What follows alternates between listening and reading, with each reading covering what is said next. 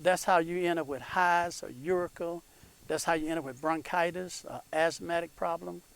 You drink milk, you eat ice cream, and you get an attack. That's because some of that protein did not digest. It ended up in your bloodstream where there's no system to break it down. It's going to cause inflammation. So that fire ant is putting protein in your blood. And the only thing I can do is just keep it covered and hopefully they don't like the way it smells and leave you alone. Your face off.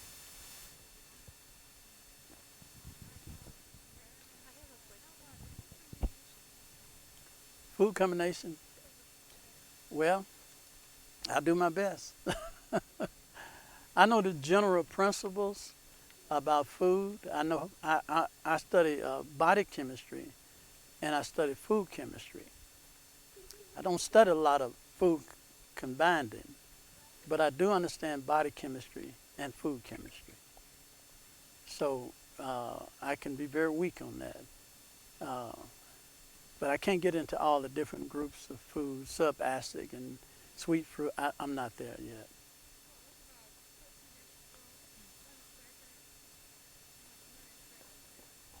Well, like I say, I'm gonna deal with it from a chemist perspective.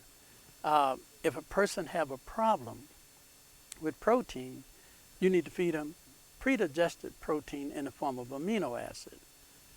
If a person has a problem with starch, you got to convert that starch to a protein, to a pre-digested protein, and that's by dexterizing it. You know what dexterizing is. So the minute you dexterize those oats, it is no longer starch, it is a protein. So that's what your body do. So I know that from that perspective, but anything other than that, no, I wouldn't know how to, I wouldn't be able to do pretty good with that.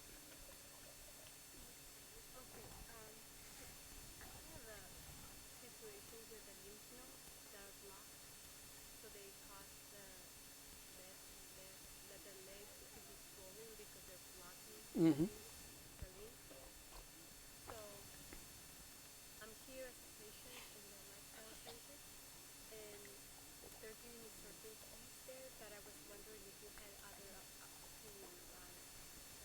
Well, I mean, I'm sure these people are well qualified to deal with that, and I don't want to. I'm just giving general information because I wouldn't want to add to what they're doing because they they wouldn't be doing it if they don't know what they're doing.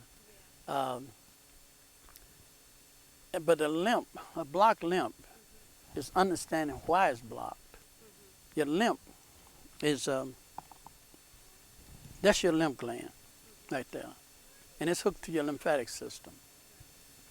That is a cancer cell, protein, whatever it is, toxic substance. When it get up to your lymph start pumping, and it's gonna grab it. Once it grab it, it shut the lymph down and hold it. Then you're gonna get a swollen lymph. But it holds it because it's secreting lymphatic fluids to break it down and destroy it. So a swollen gland is your immune system protecting you. That's the first thing.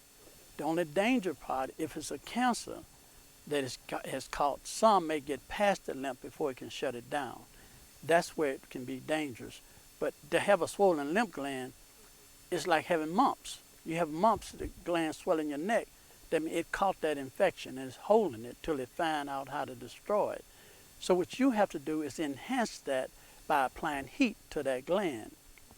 The more heat you apply to that gland, the more that gland can go ahead on inject the fluid, lymph fluids in it to destroy it. That's how we do it. And I'm sure they would use poultice, they would use hot castor oil packs, charcoal, clay poultice to try to stimulate what they call phagocytosis. That's what I would do. Sometimes it can become from toxic buildup in the colon. And if you're not regular with your bowel movements, say maybe one a day or one every other day or something, sometimes you can build up a lot of toxin in your blood, and that can compromise the function of your immune system. So you need to go on a detox, clean that out. And, I would do some lymphatic massages, salt rubs, and I know they're doing that, salt glows to try to stimulate the lymph system. Hmm.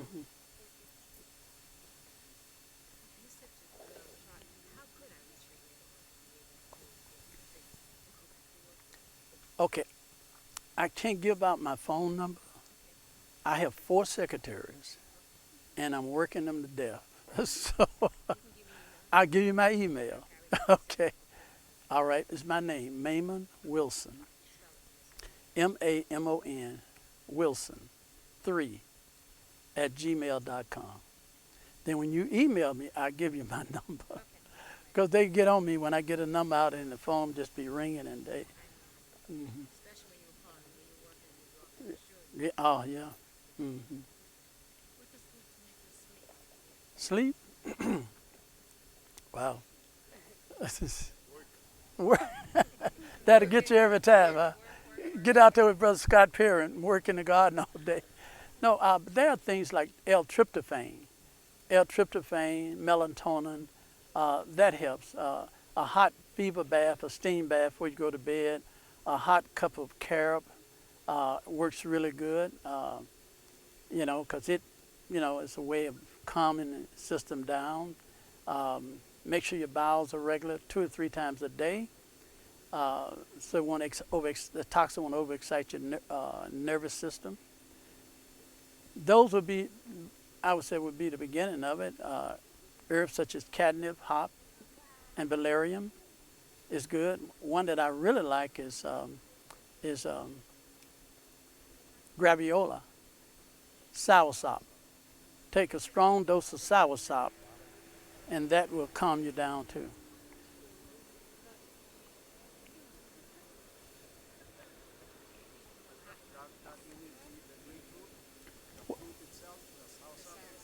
Yeah, well, yeah, I use the herb. Hmm. I use the herb, soursop.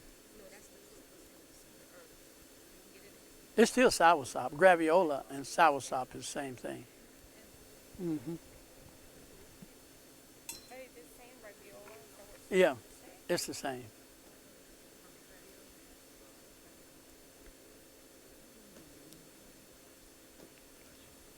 All right, y'all look like y'all finished.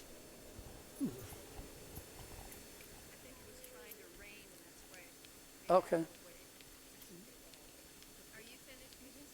I'm finished when y'all finish. No,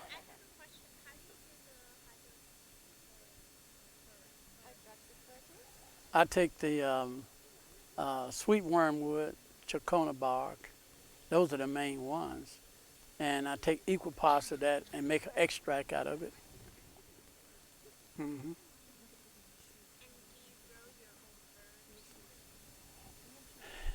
Well, we do some, but just go in the woods and get what they call wildcraft.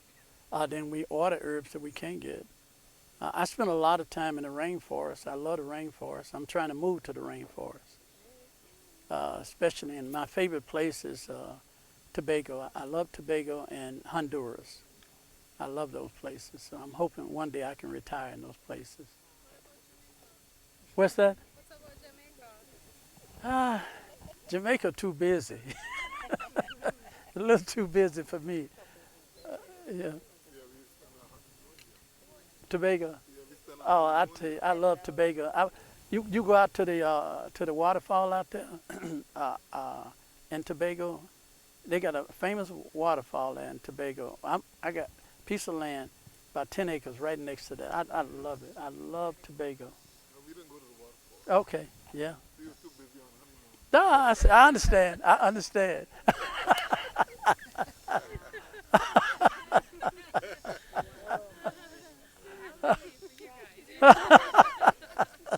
Maybe when we go back. Okay, you have more time then. Okay. Hmm.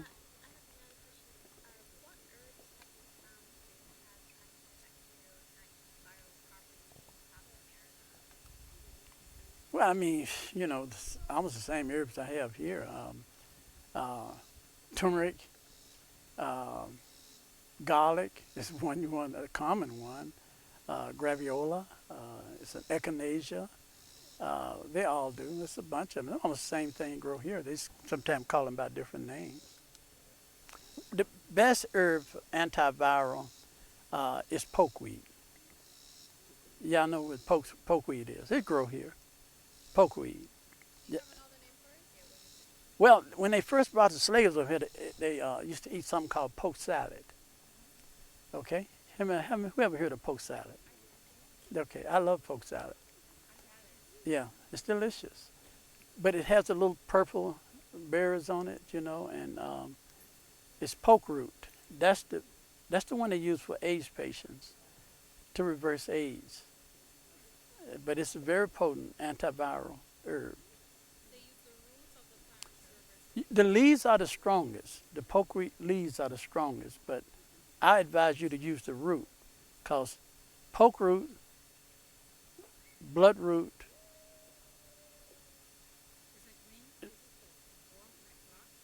No, it's a plant that grow about that tall. It's got big leaves like a big umbrella. You mean that's pokeweed? Yeah. They, no, it's a it'll grow pretty tall. It'll grow taller than me, 5-6 feet.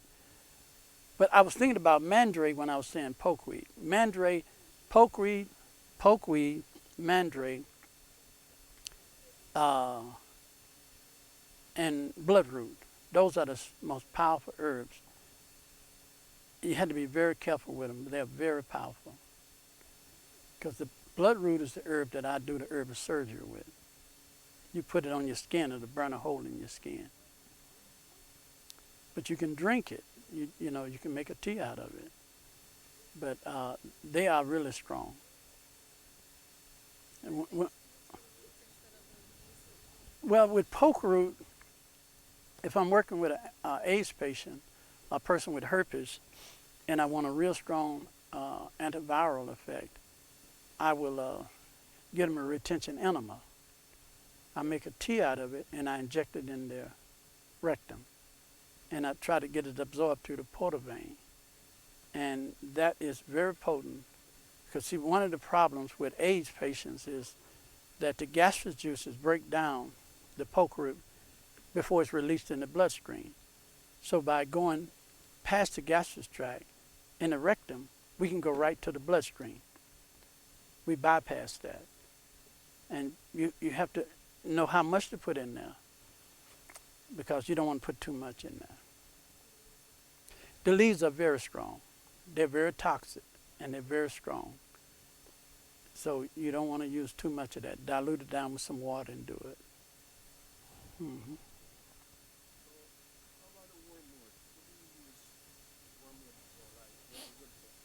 Well, I use that. You know, it's a parasite.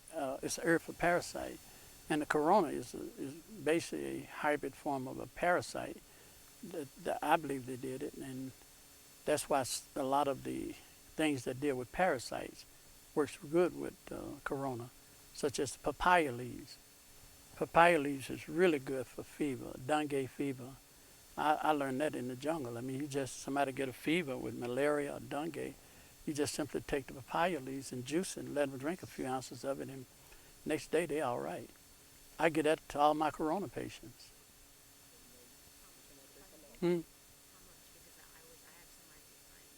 Well, now I get the dried leaves, because I can't get the, when I'm in the tropics, I just take the leaves. Oh, just tell them, just juice about 2 or 3 ounces of papaya juice. Drink that twice a day. Papaya leaves. Right. Mm-hmm. About 2 or 3 ounces. The leaves is the best for dengue fever and malaria. Yes, you can also use fever grass and lemongrass. You can use that. I mix them together. Mm-hmm. But it'll work without it. But I normally, I brought some with me. Here I got the papaya powder and the lemongrass and fever grass. I mix all 3 of those fever teas because with corona, I want to get that fever down quick. And they take that and make a tea out of it and drink it. Yeah, and lemongrass. Lemongrass is fever grass, right? Yeah, they're basically the same. Here we call lemongrass different than what you all call it over there.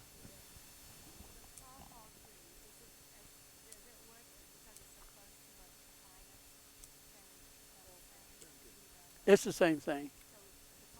Hmm. Right, it's the same thing. Some countries call papaya pawpaw, but here there's actually a different fruit that's called pawpaw. Okay. It's small, almost like a baby mango. It's green on the outside. Inside is like a yellow, Light creamy yellow, light custard. yellow, yeah. Okay. I'm not familiar with that. But some countries do call papaya pawpaw. Yeah. Hmm. Pawpaw and papaya, one and the same, but the pawpaw that they have out here, that's pawpaw. That's more like in the cherimoya family. He's not familiar with it. MS, M, yeah, MMS is the extract made from DMSO. It's made from DMSO. Hmm. Yeah, it is. Hmm. But they make it from the DMSO. I use it. I like DMSO better, but it's good though. I know they take the MSM internally, so can you take the DMSO? Yeah, I take it internally. They make it from the DMSO. Yeah. Hmm. MSM. Hmm. Do you just drink the DMO straight, or do you mix No, you don't drink it straight. It's too strong for that. You got to dilute it with water. We make it also for eye drops. You know, I work with glaucoma and cataracts. People want to stop wearing glasses, and we make an eye drop out of it, and it works really good for strengthening your eyes. But you got to dilute it down. Water weakens the strength of DMSO.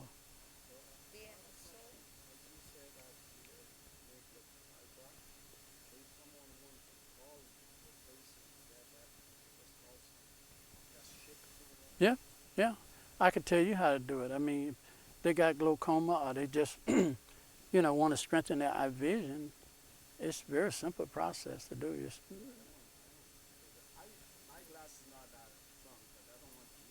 Yeah, that's good. I don't wear glasses either. I mean, okay. Yeah. I did 21 days, honey and lemon. Yep. Honey,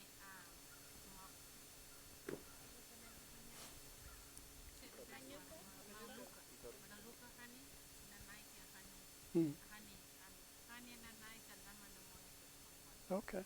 Castor oil works really good too. Yeah, they told me parasite, less pain, less burn. Yeah, yeah. But Ellen White said that the pine trees work good for that, and because when I read in Ellen White said that the pine trees are good for weak eyes, I started using pine needles in it too. Yeah, rinse your eyes out with pine needle tea. Hmm. But since I've been used that, if I look, my eyes get tired. I feel like weak, I need to rest. But since I do that, I don't have nothing. Yeah, and if you got glaucoma, then you want to. I learned this from a specialist, a trauma specialist, and they sell a eye drop to reduce the pressure when you have trauma to the head, and all it's made out is vegetable glycerin and water and salt. That's all it's made out of. You just take regular table salt and vegetable glycerin and spring water and make an eye drop out of it. What's the ratio for the water and the DMSO? You take it internally. Well, this is where, like I said, this is where it's a little complicated. I'm not really that comfortable but sharing that because somebody's going to get it wrong. But 50%, if you got DMSO come 100%, it's at 99.9, that's 100%. If I put water with that, 50% water with that, 100% water with 100% DMSO, it's going to reduce it to 50%. So then if I turn around and take that 50% and add that with water, again, the same amount, it's going to drop it down to 25%. Then if I want to drop that down to 10 or 15%, I do it again. Now, 10 to 15% I can use in my eyes. Hmm. So that's why I say, some things I'm not comfortable sharing because I don't want nobody to get something wrong and it bother them. You know. But the MSM that you drink, use that? I do use it. Yeah, but I use more DMSO than MSM. I do. Yeah. I mean I use it, but I use eye drops out of it. We do make an MSM eye drop. Hmm. And then the process is what you said about mixing with the water, percentage, and you get it to 10%. You don't have to do that with MSM, but DMSO you got to do that. DMSO, yeah, that's one. Hmm. Yeah, you got. Mix with water until you got until how much percentage You want to bring it down to 10 to 15%. Hmm. So what kind of equipment do they need to make sure they have it down to 10 or 15%? Just water and DMSO. I mean, just by adding it, you know. Hmm. Okay. It's going to bring it down. I mean, So simple. yeah, water will, weaken it. You always use spring water. I use spring water, yeah. Hmm. Yep. Family member calls and they know someone and they're in something, and that person is positive with COVID. And at the time, what they have, I have the protocol on Dr. Bailey, and it talks about all the right. They don't have it. Right. They have onion, they have oranges, they have turmeric. So I just went down with those protocols. Do they actually have all the oregano? Do they? I don't know. It depends on what area they're living in. But some areas have pine trees, some have cedar trees. If they do, they should try to use that. One of those type of trees with it. Uh-huh. No, I was just asking. But that's okay. Because I went off the one that's written something. In a case like that, I would have to know the zone, and then I would look in the zone to see what grow in that area, and then I can tell them. Hmm. For the parasites, you traveled around the world and tested everything out of your body healthy with. I don't. I'm not a big eater. I mean, I don't. I mean, when I travel, I lose 10, 12 pounds every time I travel. I just don't. I'll be honest with you. I made the mistake of going barefoot. No. Places. Is that possible to have more parasites? When you go barefoot, you're going to get some parasites. Even here. I tell everybody, Everywhere. right here, when we go out of here, the deers and the rabbits and the snakes, this is their bathroom in their front yard. So, I made the mistake of you know, I always believe that I probably have some parasites, and I can't get anybody to even talk to me about that. yeah. What would be the best thing for me to just drink? Well, go on a good detox and, get you some wormwood, some fennel, black walnut. I would, those are the main ones I would take. And I usually put them on a fast for 3 days. And they eat nothing but garlic, onion, pumpkin seed, celery, onions. They make a meal out of that and eat it. And then after that even on the third day, I take a fleet enema and I fill it up with warm cow's milk. Really? And I inject that in the rectum, a few ounces in the rectum. Warm cow's milk? Yep. Yep. Okay. I inject it. See, those parasites been starving for 3 days. They love that cow's milk. When you inject a few ounces in their rectum, they're going to run to it. And you're going to have a bowel movement. And you're going to see all these worms in the stool. I'm excited to find out. It's been bugging me. I was young. Yeah, that's just a way to trick them out. They'll come to that milk. I can't even get people to talk to me about that. I mean, of course, I have not met people like these people. Oh, no, I love to talk about feces. I mean, know. you find out so much talking about feces. People don't want to talk about that, or they want to talk about death, like what we heard in scripture today. Yeah, It's real. right. So the body isn't going to absorb. No, it's just time you put it in there, you're gonna go. You're gonna go. It's like a coffee. I do coffee enemas. People worrying about that coffee absorbing, but coffee enemas is one of the best things in the world you can use. I have people on codeine and morphine, and you can't get them off of it. I give them about 5 or 6 retention coffee enemas and giving them some CBD oil. And I tell you, CBD oil is a blessing. I love it. I mean, I don't use the THC. I use the CBD, which is not narcotic. God put marijuana on this planet good. If man has ruined They run it, yeah. I mean, because that THC is a narcotic. You don't need that. What they did, they grew it out. They grew the marijuana with another herb, sister herb, and they was able to grow out the narcotic, and they created the CBD, cannabidiol. I don't sell it. I have it. I have it. Yeah, I give all my patients CBD oil. I mean, I have people have seizures, grandma seizures, can have 20, 30 a day. You put them on that CBD oil, it stops it if you get the right strength. Yeah, get the strongest. Mm-hmm. Yep. Mm-hmm. I don't know. You just have to trust that I like Charlotte Webb's. That's the first one that came out. Charlotte Webb out of Colorado. I like that because they were the first one that produced it. And then from there, everybody's growing it. Charlotte Webb.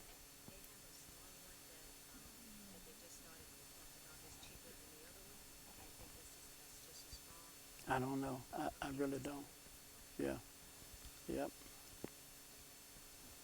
Well, you got it growing out there in the bushes out there. Just go out there and pick you some marijuana. right now? Can you help me find that, please?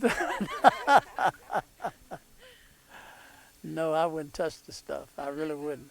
What about when you perform surgery? Are they minor surgeries? Is it like local anesthesia or herbs that you use for them? Mm-mm. Or No, I don't have no minor surgeries. Most of the time, I deal with a lot of breast tumors big as a grapefruit, some tumors big as your head. So no, there's nothing minor about them. And I don't know, maybe tomorrow if I can show y'all some of the extractions. Okay, I'll show you some of them. Yeah, they quite aggressive. I mean, it is quite something to see that you can do that. And they know how to do it. The medical system know it can be done, but it's no money in it. I can extract a big tumor big as a grapefruit, may cost you $50, $60. You don't have to be put to sleep. Don't need no stitches. Well, they ain't gonna make no money like that. Well, you also said that what you do actually burns Yeah. skin. But you got to know how to use it. Okay, because if they're not taking any type of painkiller and they're not It's very painful. Depend on the one you use. Now, I can do one out of eggplant and vinegar. It's not painful. But the one with bloodroot is a burning salve. It's very painful. Only people can do that is women. Can no men do that? No. I am fully persuaded a woman is much stronger than a man.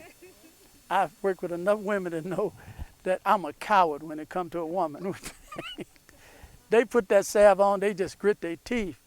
I had a young man in your part of the woods. I was teaching this up in New York. He said, Brother Wilson, I got this little keloid, man. Take it off my ear. I said, I'm not going to be bothered with you. He's a big old guy. He said, God can handle it. These women can handle it. I can handle it. I said, you can't handle that. He said, yes, I can. Put it on there. I put a little speck on his ear. He hollering about 12 o'clock at night to take it off. I said, no. And yeah, but the eggplant vinegar don't burn. It's really the safest one. All of them topically, yeah. Unless you got some polyps, some type of growth in the rectal or the vaginal tract, and you have to make suppositories. You just cut up an eggplant and soak it in vinegar till it turns dark, and you smear that over the tumor. It's actually, the vinegar and the eggplant go through a chemical reaction once it's set up, and it just, help dissolve the proteolytic protein on your skin. It breaks it down. It creates a sore. See, your immune system is trying to get that out. I would tell everybody, you get a splinter stuck in your finger. If you can get it out, it's fine, but if you don't get that splinter out, you can't touch it. And it swell up and get a lot of pus around it. You know what I'm talking about, right? And then the next couple of days, it bursts, and you don't even know it's gone. Those white blood cells are producing what they call phagocytosis. It's eating that tissue up around that splinter because it recognizes that splinter as a foreign invader. It's dissolving that tissue. So that splinter is just floating inside of that tissue like a big log floating in water. Then they eat a hole through the mucous membrane and push it out the body. So it want to do a tumor the same way. It'll eat up that tissue around that tumor, and then if it can create a sore, that tumor is going to erupt and start draining, and it's trying to get it out of there. The only thing the salve do is open the door. It burns a hole in the tissue and allow your body to get it out of there. That's where it's complicated. It's depending on the size, the location, and what method you use. Mm-hmm.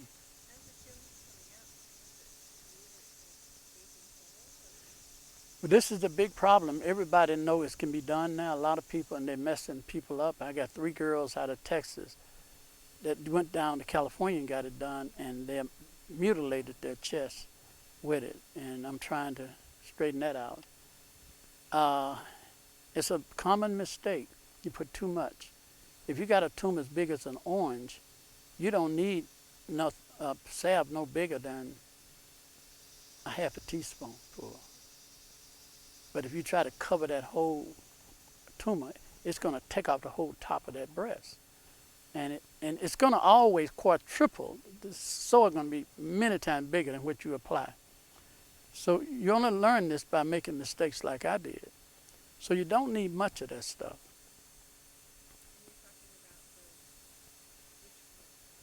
The most aggressive one is the bloodroot. Yeah, well, if I'm going deep, I got to use bloodroot. But if I'm using a skin cancer or something like that, I don't use it. I use red clover. I make a salve out of red clover. And I just keep distilling the red clover down till it makes something like a black tar. And you smear that on it and it'll burn. Yeah, skin cancer. Mm-hmm. Well, you can buy the bloodroot salve or black salve off of the internet, but if you just smear it on it. If it's skin cancer, you just put a smear. That's all. Don't put a thick on it. Just take it and just barely smear it on there.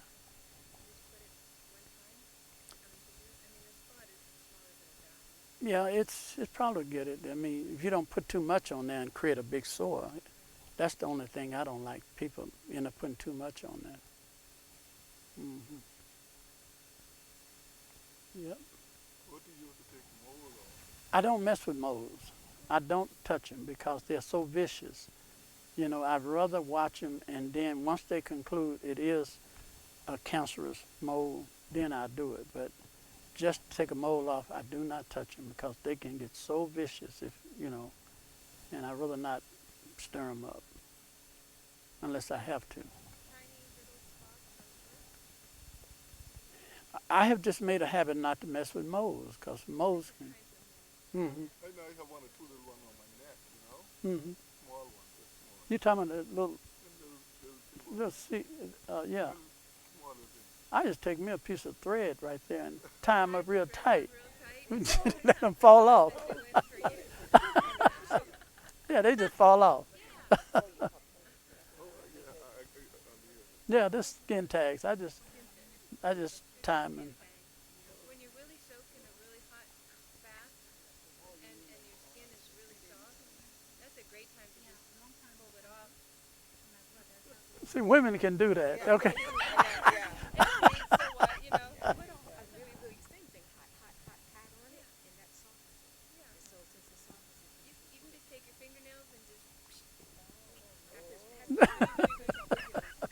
That's not for us, man. Well, let her do it. No.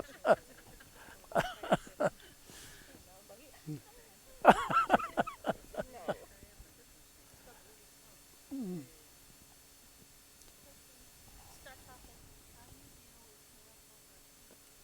That's an herb that grow around here called mandrake. Mandrake.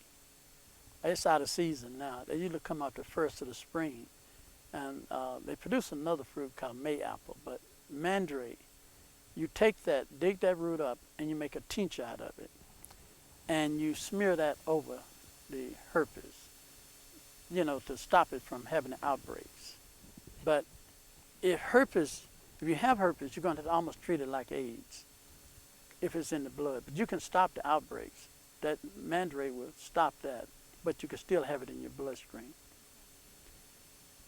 You can. I mean, that's why I said you're going to have to, you're going to have to use some lysine, and that's a specialty for herpes. It's lysine and vitamin C. And then you treat it just like you would treat AIDS.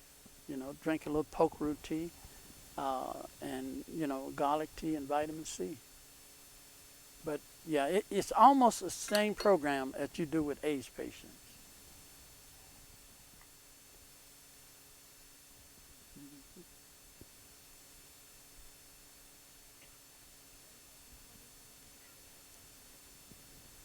Well, no, they all.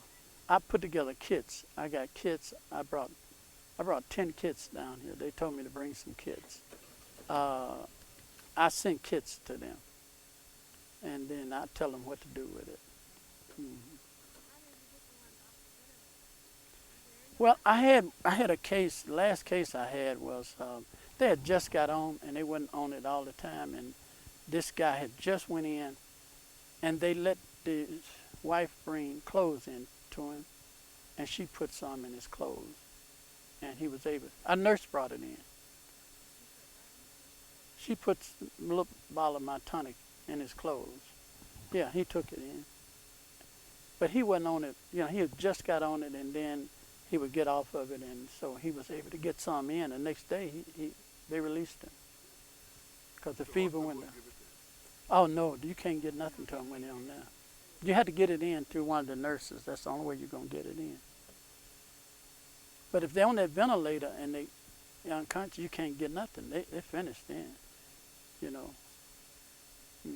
So if you go, you get on a ventilator, that's pretty much the end of it. I'd be honest with you. Try not to go on that ventilator. Yeah. It shut down everything.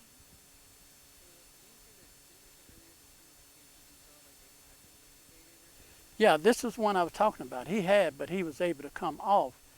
They still had him in an ICU, but I was able to, get it in through one of the nurses, and they gave it to him, and the fever dropped, and they was able to release him. But I would give him that the fever tea, the papaya, the fever grass, lemongrass tea. That's what I would give him. And then you got the chicona bark also, and sweet wormwood. They all bring the fever down. So you also said that you've done exhaustive studies when it comes to the woman's body and hormonal issues. So I know that hormonal imbalance is something that causes like cancer and fibroids. So what types of treatments do you use to bring stability to hormonal imbalance? Well, you have to know, I usually get a hormone panel done, so I know what hormone is off. And if the estrogen level is too high, then I need what they call aromatase inhibitors to block the estrogen. And there's a number of what we call aromatase. Aromatase, it will stop the estrogen from conversion. So I get things like cryosin. I get another thing called DIM. These are, supplements. Yeah, cryosin is made from the passion flower. Bodybuilders use cryosin because they don't want no estrogen in their body. They want to have muscles on top of muscles. So if estrogen makes you soft like your sisters, they don't want that. So they develop this cryosin to extract all the estrogen out of your body. Well, that's the problem with women that have fibroids, polycystic ovaries, endometriosis. So what you want to do is block the estrogen. I wouldn't take it the way bodybuilders do, but you can take a small amount for a short period of time. It will block your body from using estrogen. Then you use things such as DIM. Then you get progesterone cream. And I do those, and I'm able to block the estrogen. I take them off all estrogen foods. And I give them a small amount of phytoestrogen, which are plant-based estrogen, a small amount of that. The science of the way it works with hormones, and hormones is really difficult. You have what they call receptacles on the cells. Receptacles are like mouths on your cells. And they said, feed me with estrogen, feed me with estrogen. And so what happened is, they're there, and the more estrogen they eat, the more receptacles they grow, the more receptacles they go, the worse your condition going to be. So you give them a small amount of soy, a red clover, a carrot juice, which are phytoestrogen. They take it in and they close their mouth. And they resist any other estrogen. So that's how they make estrogen blockers. In the medical system, they got something called tamoxifen. Some of y'all may be familiar with tamoxifen. Tamoxifen is a estrogen inhibitor. In other words, they give you that drug and it blocks your body from converting estrogen. And because it fills the receptacles up. But it can cause uterine cancer and some other problems. The herbs do something similar to that, but it don't have the, side effects of it. So, and then we make them do a lot of exercise. Because exercise is going to build testosterone. And along with progesterone, we can drop the estrogen. That's a problem men have, us men. A man, he grow old and he get a big belly, he get his belly fat, his hair fall out the top of his head. That's all a sign of dihydrotestosterone elevation. The word dihydro means two in Latin. Di is two. Dihydrotestosterone, that means two hormones in one. What happened is the testosterone that give men muscle and mass and strength have married estrogen and produced a hybrid form of dihydrotestosterone. And that dihydrotestosterone is sucking out his testosterone. And that's making him become a woman. Not mentally, but body-wise. His breasts get thick. He gets soft. He don't have no energy. All that is happening because it has offset his testosterone. And so what we do is try to block that dihydrotestosterone. We do that with prostate cancer and other cancer of the testicles. We block it. And we're able to reverse it.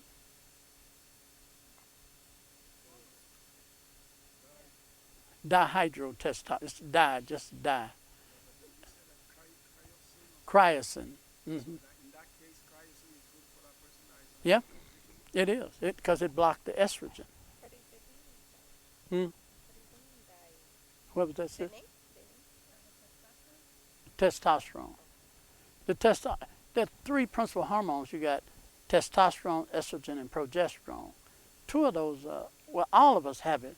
You women, y'all got testosterone, you got progesterone, estrogen. There are other hormones too, but those are the three principal ones. The estrogen and testosterone must stay in a balance. And the best way I can tell you that, when a woman begins her monthly cycle, her estrogen goes up. And as her estrogen goes up, her progesterone goes down. And she'll start her monthly period. As long as her estrogen is up, she's going to have her flow. But then 3 to 5 days later, her progesterone starts coming up. And as it comes up, it forces down the estrogen. And at some point, it'll cut it off like a switch. And she stops her flow, her period is over with. And her progesterone normalizes. So in order to correct people with fibroids or polycystic ovaries or endometriosis, we got to increase the progesterone. And that will bring down force, because they both can't be up at the same time. Progesterone will balance out estrogen and drop it down low. If the estrogen is low, it will not feed the estrogenic cells with fibroids or polycystic ovaries. It won't feed it. And if it don't feed it, it's going to shrink it. What do you do to increase the progesterone? Well, you eat foods, you get yams, progesterone creams, wild yam, all those type of things would be good. Chasteberries, there's another herb that's real good for that. Chasteberry or chasteberry. It's real good for that. Where do you get the progesterone cream? You get it from the health food store. You can make it. Great. I was gonna ask that. What do you check? Do you use a certain percentage? You want to get a good brand. Now, there's so many brands, but try to get a good brand. I now makes a good brand. I came through to think of no, but just try to get a good plant-based wild yam, Mexican wild yam progesterone cream. Or you can make it, by getting you some wild yam powder and DMSO. And it's a little complicated, but you can make it. The cream? You can make the cream, yeah. You can make it, but I'd rather buy it. That way it's balanced right.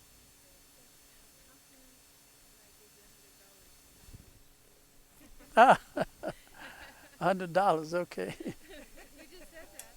That was for something else. Oh, That was- come on. that's Yeah. essential oils. Hey, That's the I can be hopeful. Yeah. I'm sorry, I'm kidding. But I've had a total hysterectomy a couple decades ago, and I still get this hot. It never seems to go away. You had a total hysterectomy? Yeah. How old are you? 62. Wow. Boy. Yeah. Well, you're gonna have to. You taking a good balance of magnesium, calcium, and vitamin D. Yeah, you should do that. Try to get a water base. Well, now you can make estrogen out of body fat, and that's what a lot of women don't recognize, that the body fat, your adrenal gland and your body fat makes estrogen. So if your ovaries are not doing it, it actually make a worse type of estrogen from your body fat. That's why people that are obese has a greater risk of having problems, because it will convert that to a hormone too. So if I was able to get the hormone panel, Yeah. you would be able to know better what. I mean, total hysterectomy, and I pretty much know where it is, but yeah. Yeah, you just would have to go on now and, and try to work with that. It's a little difficult once you had a complete hysterectomy, but you should be able to, at your age, you should be able to stop doing that.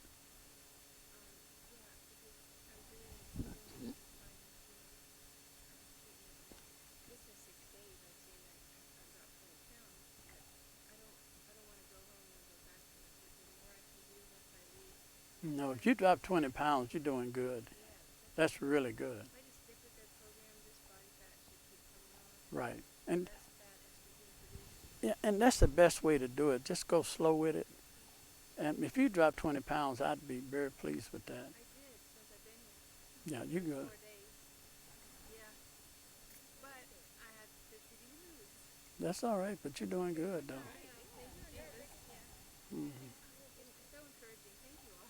Mhm. Thank you. I have a question. When I eat carrots, my hormones affected. I just feel hot most of the nighttime, not all the time. Yeah. When I eat carrots, I need to so anything soy. Well, soy is phytoestrogen. Carrots are phytoestrogen. So those are estrogenic. They're plant-based estrogen, which are good. But if you eat too much of them, it can have a negative effect. So you add in more estrogen to your body, which is not bad. But if you had fibroids, you had polycystic ovaries, then that wouldn't be good. You have to reduce it down to a very small amount. Carrots, red clover tea is also high in phytoestrogen. There's a difference between plant-based estrogen and, animal-based estrogen. So, but soy is a plant-based estrogen. But if you eat too much, it can have a negative effect. So that may be what that is. Okay. So I'll be glad if there's sesame seed. Just want to know that it's my slow down. Mm-hmm.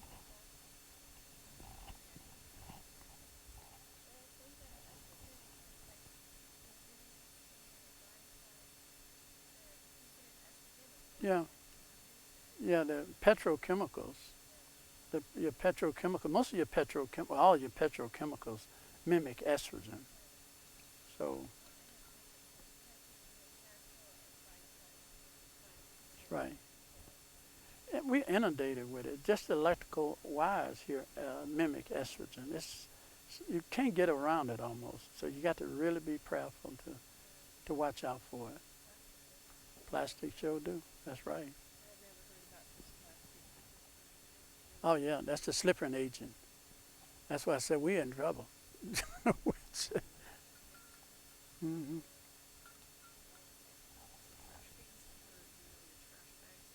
Yeah, they all got that slipping agent. I don't know. I mean, it's difficult. Even the gloves.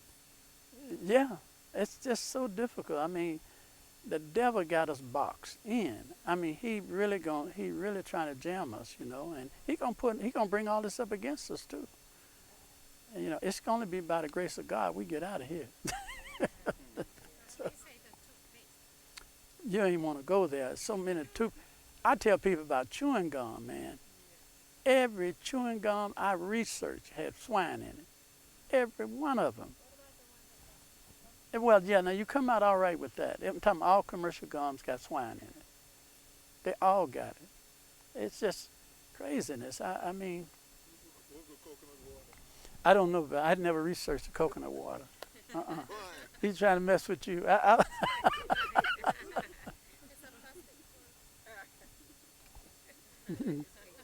It's paper. That's paper. Yeah, when you tell people that toothpaste that has swine dead, they don't believe it. I know. The It's soap. soap, yeah.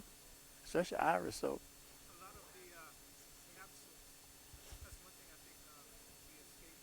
The capsules that you take, those, even the natural remedies capsules, like the natural supplements, a lot of them are made from gelatin, which Yeah. is so I try to empty them.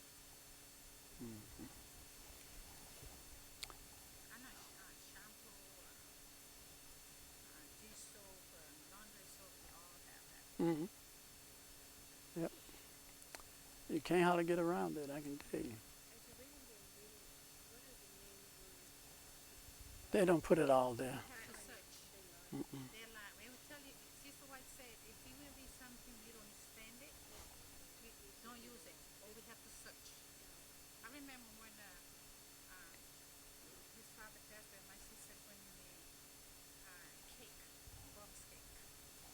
And my brother said, don't use that, don't make cake. I said, no, I don't know, I'm going to make cake, but I like to try. And he said, it has a coke in there. He said, go search. And my husband went search. They use different names. Different name in the flour cake. Yeah. And I throw that flour right in the dumpster. Right there. Well, they just make it up as they go along. These companies just make up new words for the Yeah. same thing.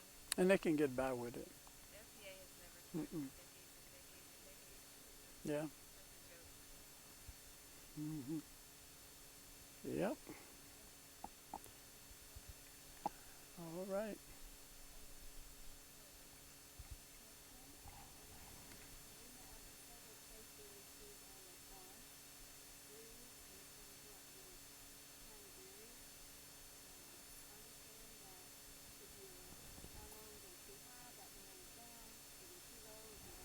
hmm It does, yeah.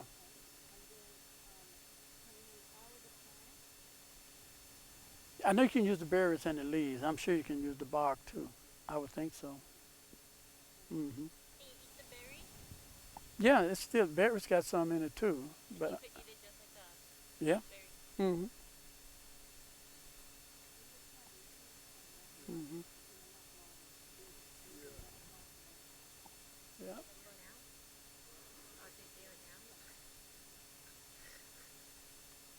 There's a tree right there. By the house there. That's not it? Is it there? Okay.